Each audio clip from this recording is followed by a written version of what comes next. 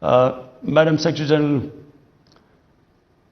the developing world, and I specifically speak about the small island groups, and of course countries like Pakistan, who are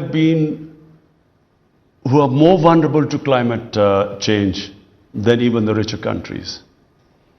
The small islands because of the rising sea levels.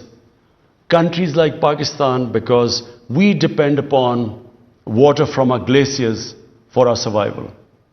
And climate change has, the rate of melting of the glaciers has increased phenomenally since the weather has got warmer.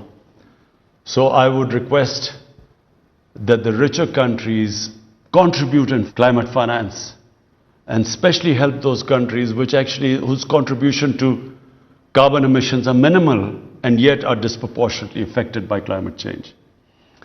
And fourthly, Madam Secretary General, and for me as crucial as the impact of climate change, is the illicit flow of money from the poor countries, from the developing countries, to richer capitals, to tax havens, to haven destinations.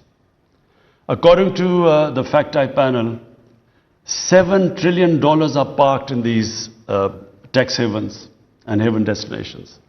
And also, annually, $1 trillion leave the developing countries towards these safe havens. And this plunder is taking place because of the corrupt ruling elites of the developing world. Madam Secretary General, this is a huge crisis. In the coming years, this is going to get worse. This has to stop. And the only way it will stop is if the recommendations made by the Fact-I panel should be implemented.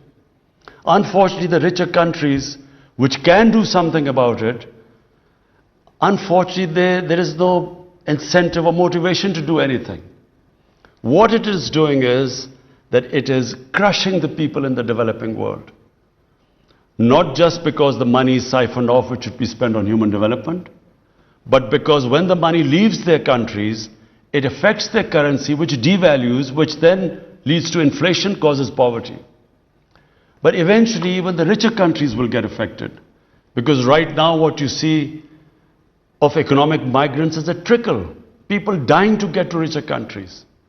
But if this inequality, which is the rich, this is causing the gap between the rich and the poor countries increasing, and between the rich and the poor countries increasing.